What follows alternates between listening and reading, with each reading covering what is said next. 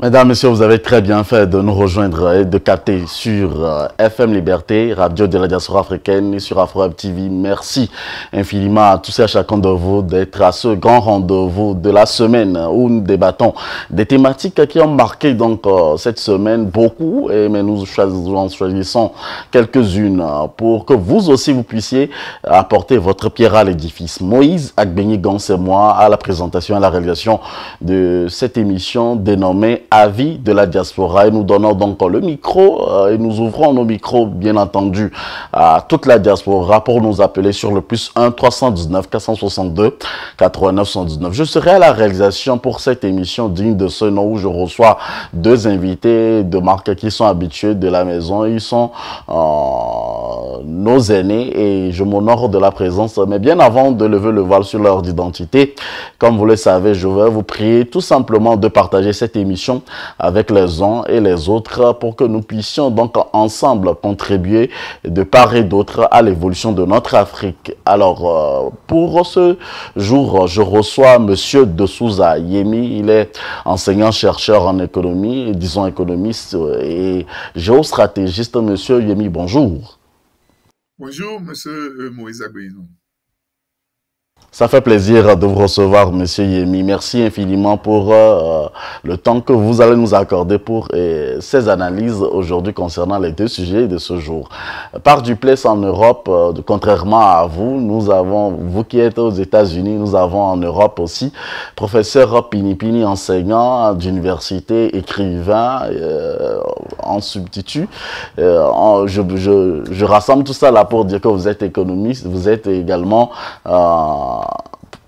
consultant politique. Professeur Pinipini, bonjour, comment va la communauté congolaise en Europe? Bonjour Moïse, je salue également mon frère Yemi. Je ne suis pas économiste comme lui, je suis plutôt géopolitologue, enfin je suis politologue, géostratège, et je suis chercheur aussi. En plus d'être professeur, je suis chercheur au CERDOTOLA, qui est un centre de recherche à Yaoundé, ainsi qu'à l'INADEP, qui est notre centre de recherche à Kinshasa. Alors, la communauté congolaise, vous savez, c'est parmi les communautés qui souffrent le plus en Afrique, parce que le Congo souffre énormément depuis des années, et cette année encore plus. Et donc, cela, c'est récent, parce que beaucoup de Congolais n'ont plus de toit chez eux, n'ont plus d'endroit où vivre, au Congo même, doivent aller se mettre à l'abri, chercher des endroits où vivre auprès des étrangers d'ailleurs, qui sont soi-disant des organisations internationales là, qui viennent pour des réfugiés, donc des réfugiés congolais à l'intérieur de notre propre pays, en plus qu'il y a ceux qui sont en dehors du pays. On dit qu'il y a 8 millions de Congolais qui sont réfugiés au Congo même, vous imaginez. Et il y a autant qui sont réfugiés également à l'étranger. Donc c'est un pays qui va très très mal. Nous le ressentons, et voilà. Mais c'est l'Afrique. Nous nous battons. Les Congolais ne sont pas couchés. Ils sont debout malgré ça. Ils se battent pour que leur pays puisse se remettre. Et je suis certain qu'il se remettra. Merci, professeur, d'avoir planté les décors. Merci infiniment à tous et à chacun de vous qui nous suivez sur Afro Web TV, nécessairement sur notre chaîne YouTube ou sur FM Liberté, la page officielle de la radio FM Liberté sur laquelle vous nous suivez. Nous entamons donc cette première partie de notre émission avec nos invités concernant l'actualité au Tchad. Et nous irons pour comprendre ce qui se passe réellement, quels sont les points de vue de la diaspora concernant cette actualité.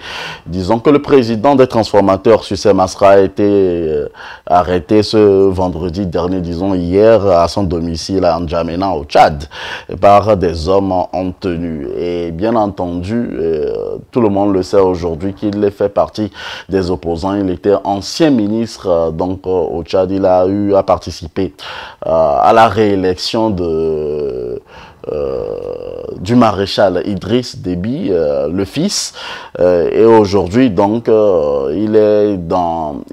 l'a interpellé par rapport à une incitation à la haine. Et c'est sur ce sujet nous allons avoir donc vos avis. Première lecture que vous faites, professeur Pinpil, je vais commencer par vous aujourd'hui. Dites-nous comment est-ce que vous percevez, quelle est la lecture que vous faites donc de cette arrestation de l'ancien Premier ministre tchadien? Mais ça nous fait très très mal d'apprendre qu'il y a des situations pareilles en Afrique régulièrement. Je vous informe qu'il y a une situation semblable au Congo où l'ancien président est aussi sous mandat, je crois, d'arrestation ou de destitution, des choses pareilles.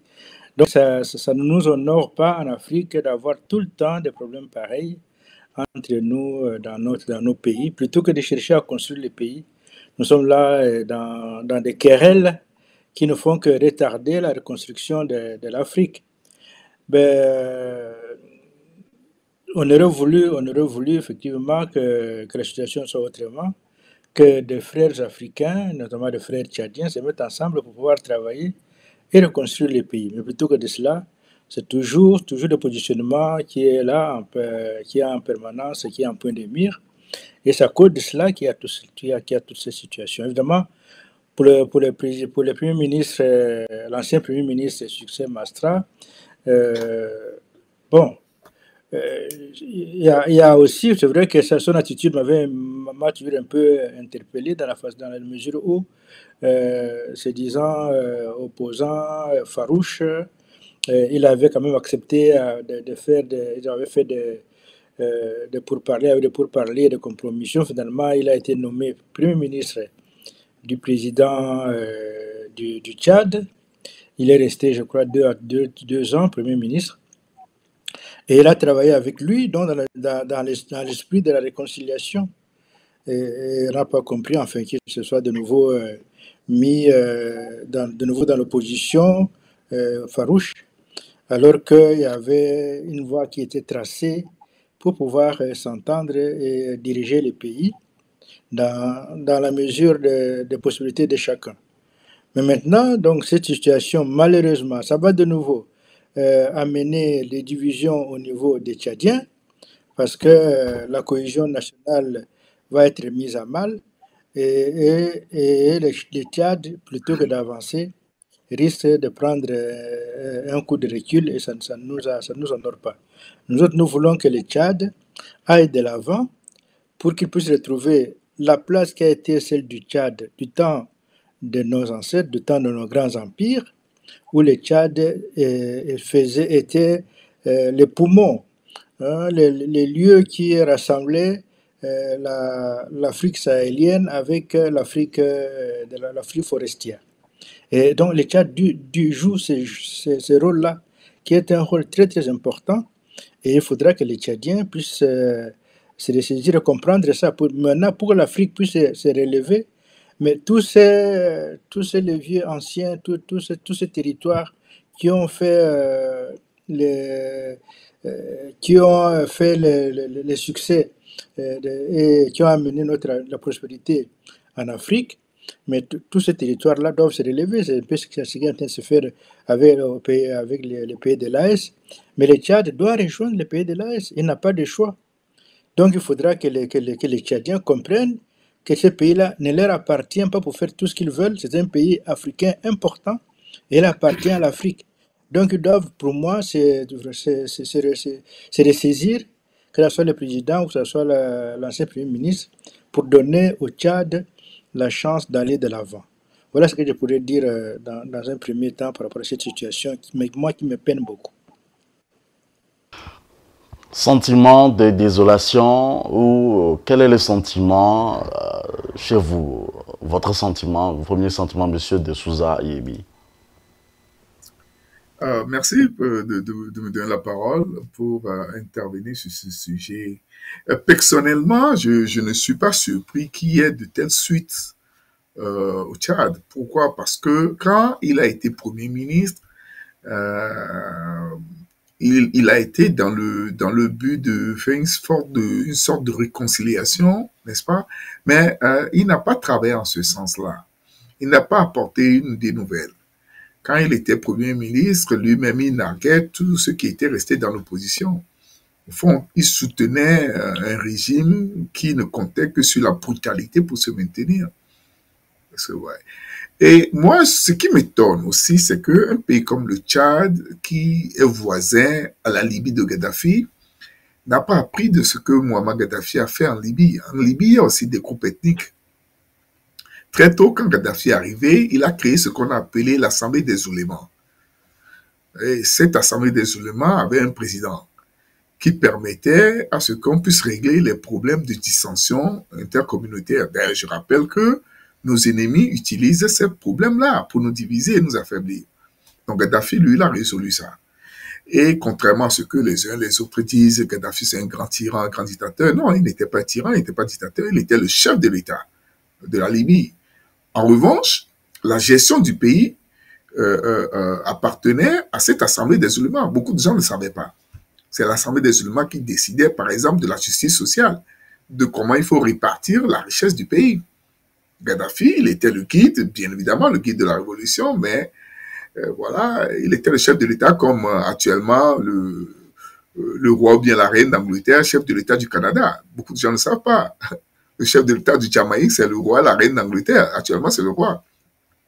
Le chef de l'État de l'Australie, c'est toujours le roi britannique. Est-ce que vous voyez? Donc Gaddafi était aussi le chef de l'État de la Libye. Mais le président de la Libye était le président de l'Assemblée des oulémas. Et c'est cette assemblée-là qui décide de la justice sociale. Et c'est ça que les pays comme le Tchad, qui était voisin à la Libye, n'ont pas su copier. Moi, je me rappelle qu'une fois, il y avait une discussion où j'avais posé la question sur Internet à le père Idriss Déby.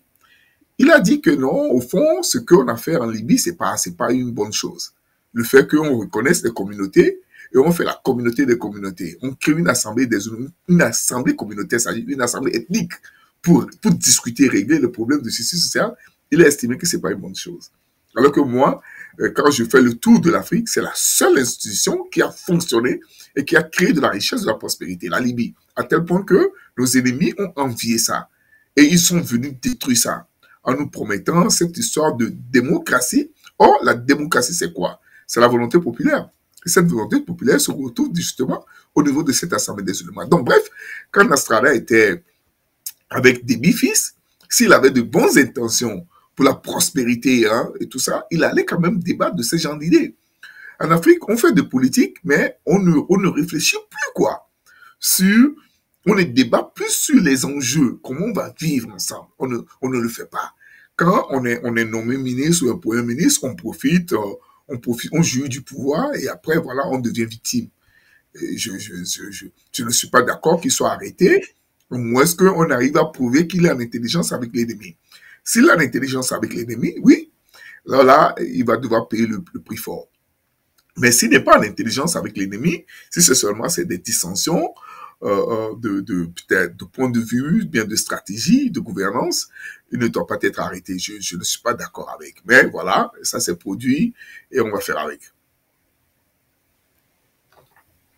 Chers amis téléspectateurs, amis internautes, vous aurez aussi l'opportunité de nous appeler sur le +1 319 462 89 119 pour participer à ce débat. Alors, professeur Pini, est-ce que Sussem serait en train de payer donc le prix de sa décision pour avoir collaboré avec l'actuel président donc, de la République tchadienne?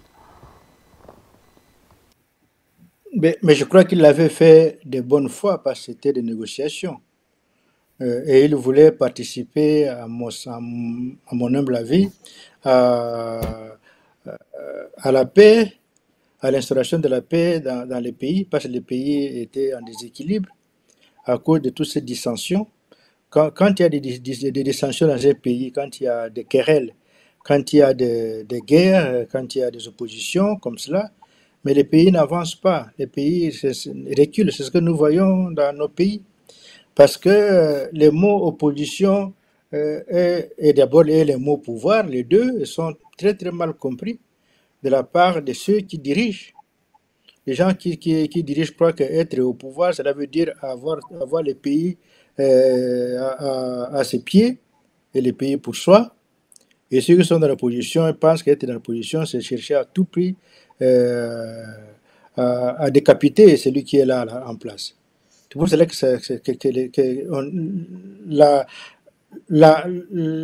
les problèmes ou les attentes du peuple sont très peu prises en considération dans ces deux positions-là. Donc, je dis que je ne pense pas que M. Mastra, il était venu avec de mauvaises intentions. Je crois que s'il a accepté, après des négociations à Kinshasa notamment, de rejoindre le gouvernement du président Idriss Déby, c'est qu'il voulait bien travailler et apporter sa contribution au redressement du Tchad. Peut-être ce qui a quand même été étonnant, c'est le fait qu'il se soit porté candidat aux élections présidentielles, à l'élection présidentielle, en étant Premier ministre à ce moment-là.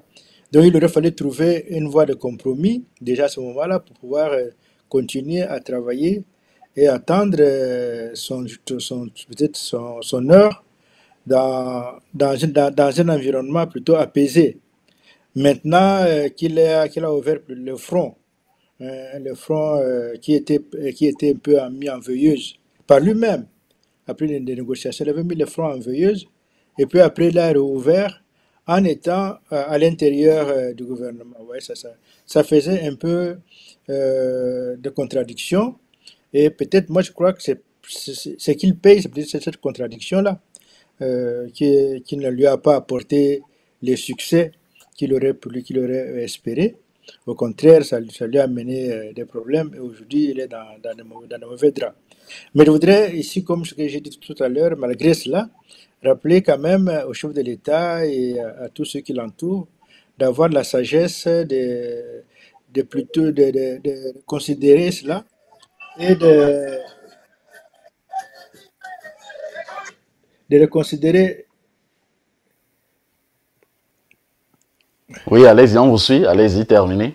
Ah oui, donc d'avoir la sagesse de reconsidérer cette situation-là, de reconsidérer maintenant ce qui s'est passé, même s'il y a eu des erreurs peut-être de la part de l'ancien Premier ministre, mais il voudra mieux maintenant laver le linge sale, comme on dit en famille, et considérer les pays. Parce que nous tous qui sommes là, que ce soit le président actuel, que ce soit Succès Masra, ils vont passer, l'État devra demeurer. Et les jeunes qui sont en train de naître aujourd'hui, et ceux qui ont dans 5 ans, 10 ans aujourd'hui, il faudra que demain ils vivent dans un pays qui sera le leur, qui sera un beau pays. Mais c'est à ceux qui sont aujourd'hui aux affaires d'apporter ce changement que la jeunesse espère et qu'elle voudrait bien trouver quand elle sera elle-même aux affaires. Donc aujourd'hui, ils peuvent, je pense, disons, les défis que le Tchad a aujourd'hui, c'est de se remettre au niveau de l'AES, parce que l'AES a dit pour pouvoir entrer au niveau dans cette organisation, il faut quand même se mettre à leur niveau. Il faudra un peu qu'il y ait à que ce soit au niveau sécuritaire, au niveau de la gestion, au niveau politique, au niveau économique, au niveau culturel, à tous les niveaux, au niveau économique, qu'il y ait un certain, disons, qu'on puisse être un peu à niveau par rapport à l'AES. Et il faudra que le Tchad se mette à niveau pour rejoindre l'AES. Comme je dis, le Tchad n'a pas il n'a pas de choix, comme le Sénégal d'ailleurs. Ces deux pays n'ont pas le choix, doivent rejoindre l'AES. Ce n'est même pas question d'entrer, c'est question de rejoindre. C'est parce que c'est leur point d'attache naturel. Donc il vaudra mieux que les Tchadiens, que les dirigeants tchadiens aujourd'hui se ressaisissent, comme je dis, pour pouvoir donner la chance au Tchad de revenir, de retrouver sa place en Afrique. L'Afrique qui a un tournant aujourd'hui, il faudra que l'Afrique réussisse ce tournant. Il faut que Ouais, il faut que l'Afrique réussisse ce tournant. Et quand on parle aujourd'hui de Succès Masra, quelle image cela renvoie aujourd'hui? Et juste après, aussi ça, après ça, son arrestation, est-ce que le fait de collaborer avec le pouvoir en place est une mauvaise chose en soi, monsieur Yemi de Souza? Et, oui, je dirais oui, le fait de collaborer de cette manière-là est une mauvaise chose, puisque cette collaboration n'a servi que son intérêt personnel, ça n'a pas servi l'intérêt du pays. Si ça avait servi l'intérêt du pays, on allait voir les résultats. Et j'ai parlé de la question de la justice sociale, ça n'a pas été réglé. Et si on doit collaborer, il faut qu'on collabore sur un contrat social bien établi qui va dans l'intérêt du peuple. Ça n'a pas été le cas. Si ça a été le cas, on ne pouvait pas l'arrêter comme ça. On allait mettre déjà sa collaboration, allait mettre les fondements de la justice, la vraie, et donc de l'état de droit. Est-ce que ouais, ça n'a pas été le cas? Pendant 2 ans, il a fait quoi? Qu'est-ce qu'il a fait avec le régime? Il n'a pas fait ça. C'est ça qui était le plus important. Il n'a pas fait. C'est-à-dire, quand on est opposant à des régimes comme celui du Togo, du Burkina, du Cameroun ou bien du Tchad, et on décide d'aller travailler avec, mais il faut aller avec un contrat social, quoi. Il faut dire, voilà, nous aimerions qu'il y ait de telles mesures pour régler les problèmes. Et si ces mesures-là ne peuvent pas être mises en place, alors là, il faut pas aller. Ouais, il faut pas aller. Bon, moi, je collabore pas comme ça. Je vais jamais collaborer comme ça. Jamais. Jamais. Je peux donner des conseils. Monsieur Yemi de Souza, je ne vous coupe pas, mais est-ce qu'on ne va pas vite en besogne? Par exemple, lorsqu'on dit aujourd'hui qu'on ne doit pas collaborer avec le pouvoir en place. De toutes les façons, c'est le pays qui gagne. C'est pour le bien des Tchadiens, n'est-ce pas? Oui, je suis d'accord. C'est pourquoi j'ai précisé que pendant 2 ans, il a collaboré, mais on n'a pas élaboré un nouveau contrat social. Cette collaboration n'a été que dans son intérêt, lui, et dans son intérêt seul. La preuve, c'est que l'injustice sociale est toujours là. L'état de droit n'existe pas. Et si l'état de droit existait, on n'allait pas l'arrêter. On ne peut pas collaborer avec un régime qui bafoue l'état de droit. Et pendant la collaboration, on n'a pas pu travailler sur cette question de l'état de droit. Toutefois, tout doit se baser sur l'état de droit. L'état de droit, c'est le consentement populaire. Est-ce que le peuple tchadien souhaite qu'il soit arrêté? Est-ce qu'il y a une justice? Pourquoi il n'a pas fait ce travail pendant 2 ans quand il travaille avec lui? Il n'a pas fait ça. Et voilà, aujourd'hui, il est victime de ce que lui-même, il a aidé à instituer ou bien à renforcer. Voilà. Moi, personnellement, si je dois collaborer avec un régime de façon politique avec un régime, ça y rentrer dans un gouvernement, ce serait sur la base de nouveaux contrats sociaux. Je précise que je ne souhaite pas exercer le pouvoir politique. Donc, on ne me verra jamais être ministre ou bien premier ministre, même député, rien de cela. Mais je peux donner des conseils. Et ça, pour que je sois conseiller d'un régime, même un régime de cette nature, ce serait, mes conseils vont porter sur l'état de droit. Je vais faire comprendre même aux responsables de ces régimes-là que c'est dans votre intérêt qu'on puisse instituer l'état de droit. Puisque s'il n'y a pas d'état de droit, si vous perdez votre régime par l'usage de la violence, le coup d'état, vous allez payer le prix parce que l'état de droit n'existe pas. Il faut faire de sorte que l'état de droit existe et que l'état de droit soit respecté.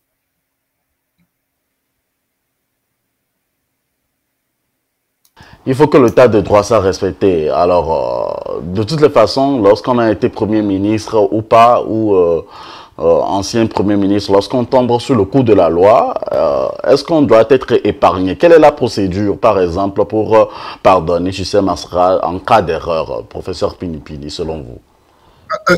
S'il vous plaît, avant que le professeur Pinipini ne prenne la parole, je vais ajouter ceci rapidement. Allez-y. On a enlevé des hommes en uniforme venir l'interpeller. C'est pas normal. C'est pas l'état de droit, ça. Dans un état de droit, on vous envoie une convocation. Et vous allez vous présenter. C'est pas le cas. C'est pas l'état de droit, ça. Il a été arrêté. Pourquoi arrêter? Et puis en plus, quand même, c'est un ancien Premier ministre. On peut tout lui reprocher, mais c'est un ancien Premier ministre. Il a occupé ce poste de responsabilité. Et donc, un peu de respect, un peu de respect aux institutions. Donc, je vais laisser le professeur. Monsieur le professeur, vous pouvez continuer, vous m'excusez. Il n'y a pas de problème. Alors, professeur, répondez à ma question posée. Oui, donc il n'y a pas de problème. Mais évidemment, il a raison, notre frère Yemi. Moi, comme nous avons dit, nous disons depuis le début que ça nous fait mal d'apprendre de tels faits qu'un ancien Premier ministre est arrêté comme un vulgaire monsieur. Et même, il n'y a même pas de vulgaire monsieur. On ne doit pas arrêter des gens comme ça, des personnes humaines. Ce serait même nos frères et nos sœurs. Nous sommes là, quand je dis nous, c'est-à-dire que je me mets dans la peau de ceux qui dirigent. Même si je ne suis pas dirigeant, mais je me mets dans leur peau pour dire quand même que eux, ils sont là, c'est pour leur peuple. Donc, ils ne peuvent pas mépriser leur peuple et se mettre, vivre vraiment tout à fait au-dessus de leur peuple et les mépriser royalement. Ça ne va pas. Pour dire que pour moi, il n'y a pas de petit peuple qu'on doit malmener, mais tout le monde a droit au respect. Tout le monde, surtout un ancien Premier ministre, on ne peut pas l'arrêter comme cela, ou un ancien président, comme ça se fait dans d'autres pays. Donc nous devons nous-mêmes assurer notre propre honneur à l'étranger, parce que l'étranger, quand il nous observe tout ça, il nous prend pour qui? L'étranger nous prend pour qui? Hein, il dit, voilà ces Africains-là. Donc ça ne va pas. Comme ça, il dit qu'il vaudra mieux que d'abord qu'on les relâche. Hein, quelque chose qu'il a fait, qu'on les relâche. Et s'il doit répondre à la justice, qu'il puisse répondre convenablement et non pas être arrêté comme un vulgaire monsieur, être amené on ne sait où, par comment et tout ça. C'est pas sérieux. Nous ne devons pas continuer cela. Ça c'est la colonisation. C'est ça. Nous sommes vraiment sous le régime colonial. Ce qui se fait là, c'est le régime colonial totalement. Ou pour eux, parce que tu étais noir, tu ne valais rien. Nous parlions de code noir là. Ou le code noir, ça veut dire que tu es noir, tu ne vaux rien. Hein, donc, ce qu'ils font, parce qu'ils ont l'armée, ils ont les armes, c'est la même chose. Ils ont des armes, ils viennent, les noirs ne valent rien, on a fait ce que l'on veut. Quelqu'un disait même, vous imaginez qu'au Congo, pour faire sécher le caoutchouc, on le faisait sécher sur la peau des personnes, pas des noirs. Et toute la chair, toute la peau, toute la chair, ça s'enlevait comme de cette façon-là, et les gens étaient brûlés par ces caoutchoucs. Donc, nous ne pouvons pas continuer comme ça. Or, c'est ça que nous continuons dans nos pays. Ça que nous continuons. Vous dire, ce régime colonial-là, il doit s'arrêter, il faudra qu'on en finisse. Nous ne pouvons pas nous-mêmes continuer avec la colonisation. C'était un mauvais système. C'était un très mauvais système. On va revenir sur cet angle très rapidement. On va recevoir aussi un téléspectateur qui est en ligne. Téléspectateur, bonjour. Bonjour. À qui ai-je l'honneur et allez-y pour votre intervention. C'est Olivier Ama. Bonsoir Yemi.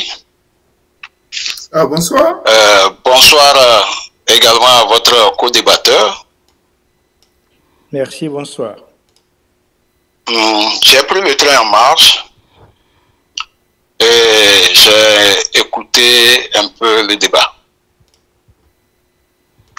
Vraiment, l'arrestation de l'ancien Premier ministre tchadien, Succès Masra, je l'ai entendu sur la Radio France Internationale, je pense tôt ce matin. Vraiment, ça m'a fait mal. Et qu'il fut interpellé chez lui à la maison, à l'aube. Donc il a été interpellé comme un vulgaire bandit. Voilà, cela m'amène à dire à tous les opposants, à toutes les oppositions dans les pays de dictature. Pays de dictature à façade démocratique, de faire en sorte que leur collaboration soit conditionnée, comme le dit M. Yemi. Alors, s'il n'y a pas d'état de droit, je pense que ça ne vaut pas la peine de collaborer avec ces régimes. Il faut les combattre. Souvent, ce qui se passe, lorsque les opposants sont essoufflés sur le plan financier, c'est en ce moment qu'on leur tend la perche et on leur dit venez travailler avec nous et de l'intérieur même du système, vous allez nous aider à changer et à faire évoluer les choses.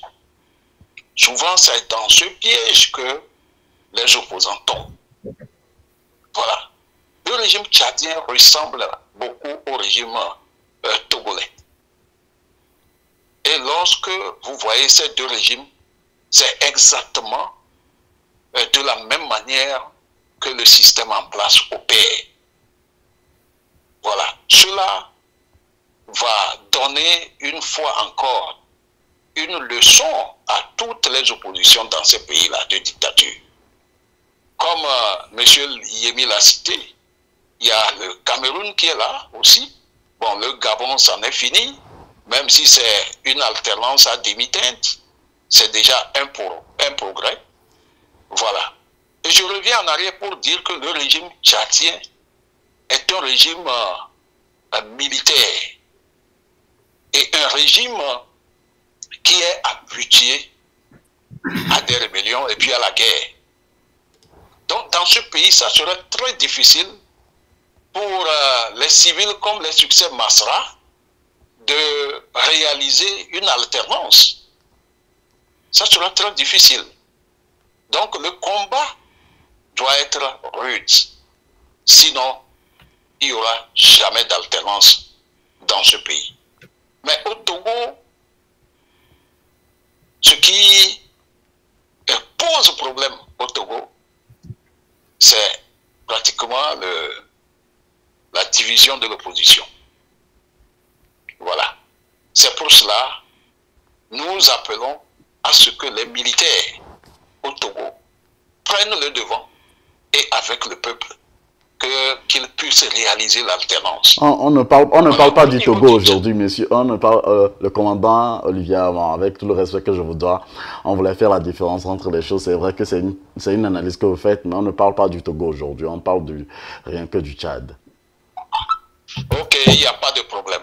Merci. Donc, ce que nous souhaiterions au niveau du Tchad, pour le Tchad, est que l'armée, en toute sincérité, il faut que l'armée, même si elle est partisane, il faut que les patriotes de l'armée puissent aider le peuple tchadien à réaliser une alternance pour que le régime de père en fils prenne fin dans ce pays. Sinon, les anciens premiers ministres continueront à aller en prison comme cela vient de se passer avec succès Masra. Je vous remercie. Merci de nous avoir appelés. Ça fait plaisir de vous écouter. Merci infiniment pour le soutien que vous nous cessez de nous apporter. Merci également et puis bonne continuation. Merci à vous. Alors, chers amis téléspectateurs, vous êtes sur AfroWeb TV. Nous sommes avec nos invités de ce jour, professeur Pinipini en Europe et Monsieur Yemi de Souza qu'on reçoit pour cette émission. Vous pouvez vous aussi appeler sur le +1 319 462 89 119, nécessairement par WhatsApp aussi. Nous sommes disponibles pour vous recevoir, surtout recevoir votre avis. Je vous prierai tout simplement donc d'intervenir sur le sujet pour lequel on en parle. Et aujourd'hui, on parle par rapport au Tchad. Alors, c'est vrai que le commandant Olivier Hamad a aussi tiré une résolution, une solution. Quelle est la méthode, la meilleure méthode aujourd'hui pour Succès Masra, donc de trouver une solution idoine par rapport à son arrestation ou à sa situation aujourd'hui? Monsieur professeur Pinipini. Oui, mais c'est-à-dire qu'il faudrait que ce soit la vraie justice qui s'occupe de cette affaire. C'est-à-dire qu'il faudrait que l'affaire soit ramenée devant la justice, devant les cours et tribunaux, et qu'ils puissent avoir des avocats qui vont le défendre. Il faudrait qu'il y ait qu'il y ait un réquisitoire, qu'il y ait des motifs qui vont être exposés devant les juges, et ces avocats vont se défendre.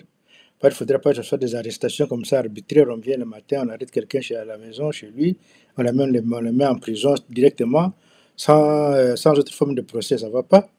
Moi, je dis ça c'est le régime colonial.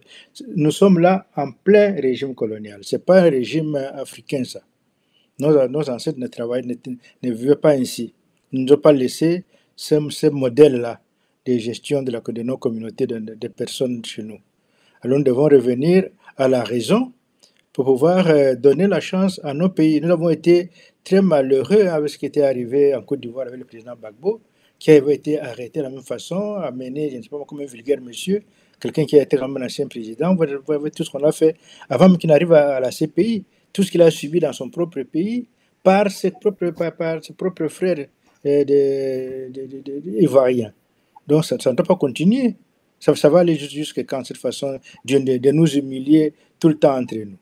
Donc c'est un appel que nous lançons ici à tous ceux qui dirigent dans nos pays d'arrêter cette façon de se comporter vis-à-vis de leurs propres concitoyens, parce que autrement ça va continuer et ce sera leur tour à un moment donné et ça sera sans fin.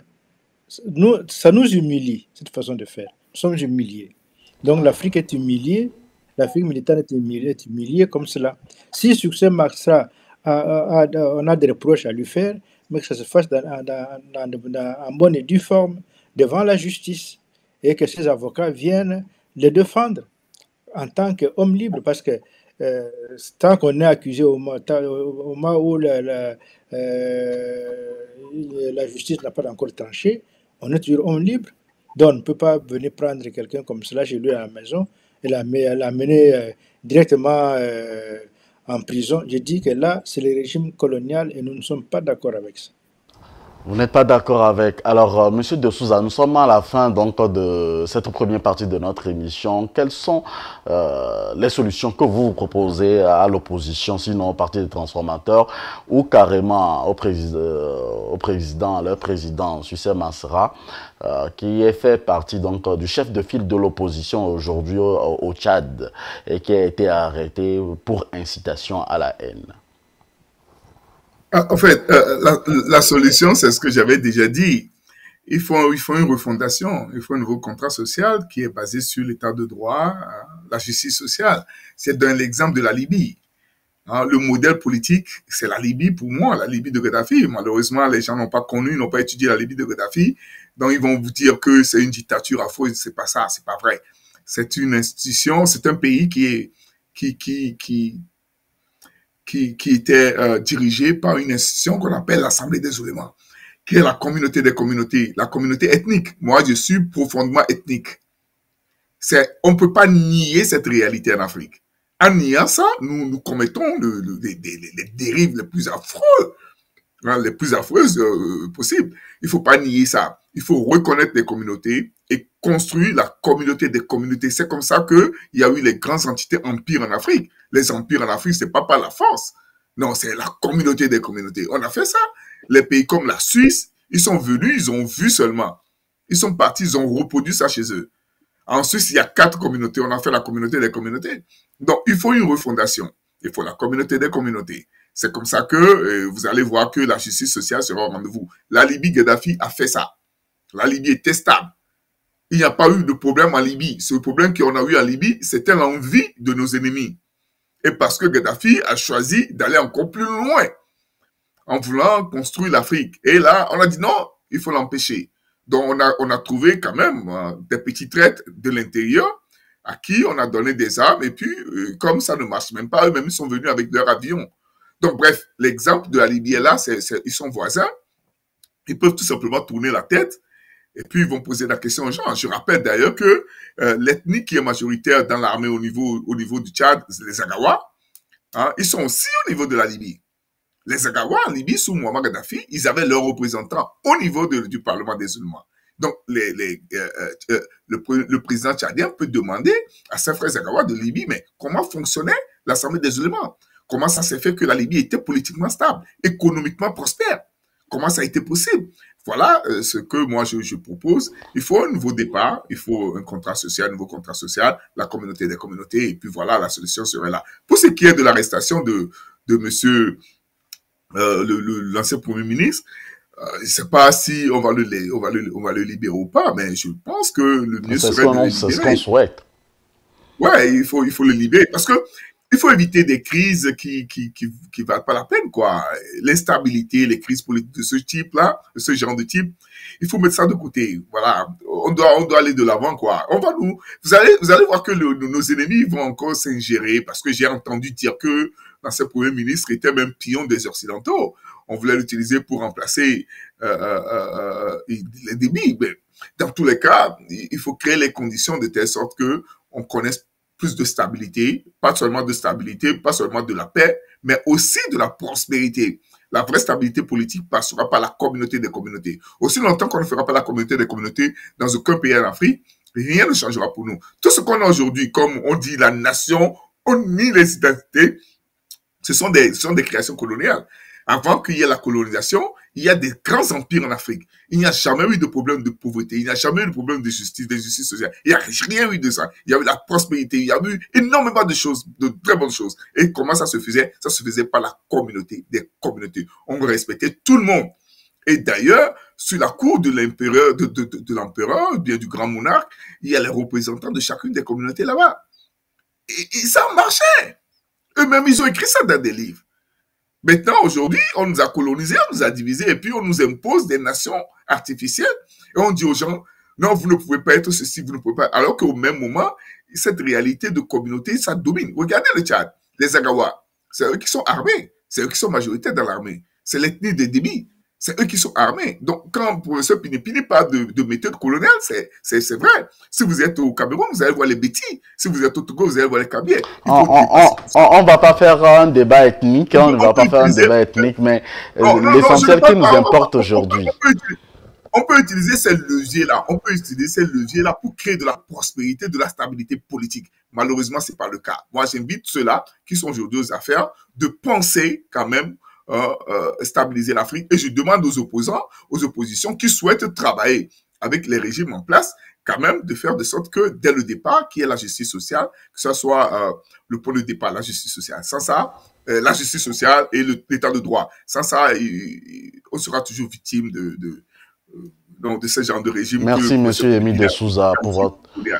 Merci, monsieur Émile de Souza, pour votre intervention. On va recevoir aussi un téléspectateur.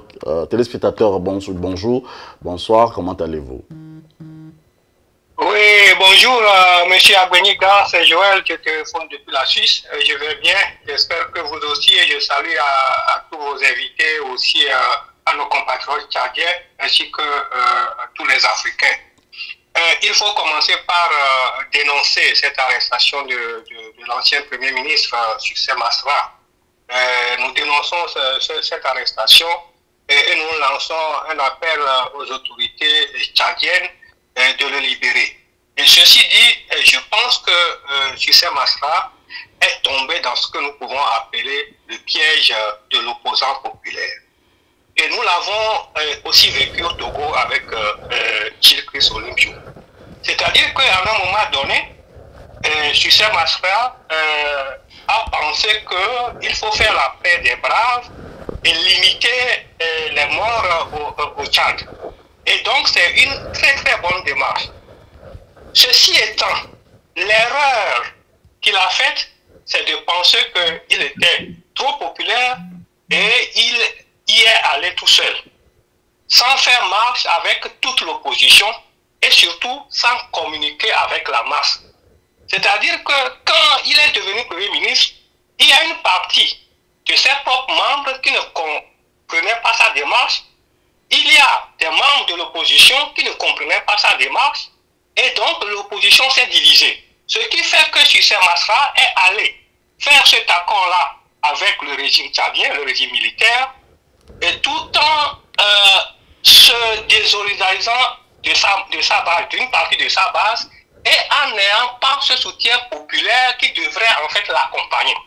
Et donc par la suite, on a vu qu'effectivement, il pensait que les élections allaient être des élections démocratiques, où il allait effectivement remporter dans les urnes, et les résultats concrets aussi prononcés.